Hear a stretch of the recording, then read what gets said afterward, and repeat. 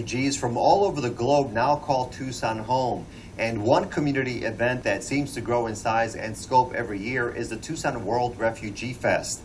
The fourth annual fest is this Saturday, June 23rd, and organizers are inviting the entire community to come together through the universal languages of food, music, family fun, and soccer. Here's Mark McLemore and his guests to tell us more. And joining me now to tell us more about the fourth annual Tucson World Refugee Fest, we have Megan Fabry, who's the volunteer coordinator for the Somali Bantu Association of Tucson, Arizona, and is also the co-chair of the Refugee Fest itself. Thanks for having me, Mark. Also here is Abdirahman Chirango, who comes to Tucson from Somalia, and he's going to be one of the soccer players in the event that's happening this Saturday. It's my pleasure to be here. Well, thank you for joining us. So Megan, first of all, tell us what World Refugee Day is and why it's important. How is it connected to the Refugee Fest? Well, World Refugee Day is a holiday put on by the UNHCR, the United Nations, on June 20th, which celebrates the value and importance of the refugee community all across the globe. And refugees themselves celebrate it in camps. And it provides a sense of community and joy as they continue on in their story and their journey of life. And so here with the Tucson World Refugee Fest 2012, we are bringing that holiday to the community and bringing it to the refugees who have immigrated over here so that they have a day to celebrate it here as well. You said that Tucson was an immigrant-friendly community, and we do host a lot of refugees here from around the world. Can you explain for us how that came to be? Why is Tucson the first point of arrival for many of these people? For many of these people, they are selected by the UN to come over to the United States. Only 1% are actually selected. But those who do... You mean 1% of the number of people who apply? 1% of the world refugee population are ever resettled. And about 50% of those are resettled in the United States. And then communities are chosen throughout the United States, which are immigrant-friendly, to host the families and the refugees who can provide jobs and can provide a good sense of community for them. So Tucson has been one of the leading communities now for a number of years to host over 12,000 refugees. Well, Abdi, tell us about your story. What led you to come to the United States? Well, I have a lot to say, but in short, I came from Somalia. I came here because I was in search of peace. In Somalia, there is a lot of war going on. My mom was killed at the age of 6. It's when she was shot in front of me.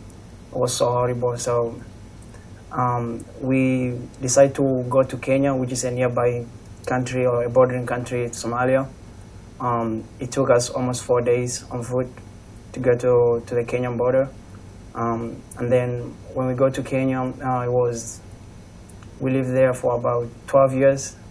And then finally we got the chance to be resettled in the United States. And so how old were you when you first came to the U.S.? I was 20. And how old are you now? 27 years old. What has happened to you in the time that you've been here in the U.S.? Was the adjustment hard for you? Really, the adjustment has been hard first when I first came here, but eventually then I started to adapt to the culture and everything started to be really easy. But first when I came here, it was so strange because I had a culture shock. When I see two people kissing in the street, for example, it was like, wow, what's happening? When I see a woman in a bikini, it was like totally strange stuff. So. I can imagine there are a multitude of things that were difficult to get used to, but you're now going to school, and you told me you have at least 2 jobs, right? Yeah. Was it difficult for you to find work in Tucson? At first for me, I don't think it was hard because I had learned English back home in Kenya, so when I first came here, getting a job wasn't that hard for me. It only took me 15 days to get a job, but it wasn't the kind of job that I wanted to, so... Yeah, well, that happens to a lot of people. Yeah. So, Abdi, you'll be playing soccer in a game or a tournament, sort of a championship that's going to be going on during the Refugee Fest. Tell us about the team that you represent. My team is FC Simba, you can see it from the shirt. It's a team that I first established or founded. The players are all from Somalia, most of them, and some are from Sudan. It's a team that has won almost 8 championships. For example, we went to California, we won a championship. We went to Utah, we won a championship. And here in town, we won almost 6 championships. So I hope we're going to go all the way through. You've established a dynasty for yourself. That's Yeah. great. Well, let's see. At the tournament, Megan described it as speaking the international languages of sports, food, family, and fun.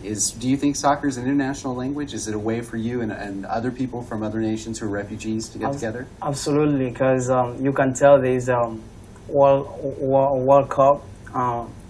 Everybody or all players around the world, they meet at a certain country and they play. So I think, yeah, culture. Soccer is international language because since I came here, I had in contact with a lot of friends like Mexicans, Americans. I play against almost every nationality. Well, Megan, tell people very quickly now what they can expect from the Refugee Fest and where it'll be happening. It's going to be on Saturday, June 23rd from 9 a.m. to 9 p.m. all day. And the main highlight is the soccer tournament, hands down. There's going to be tons of fun competition going on. And then there will also be a citizenship ceremony, which takes place. You can see a naturalization ceremony take place at 3 o'clock. And there will be music and entertainment in the afternoon and evening as well, along with a whole global village cultural exhibition. And the location, one more time. The location is Americana Indoor Sports Arena at 555 East 18th Street. Okay, thanks so much and good luck at the tournament. Thank you. Thanks, Mark.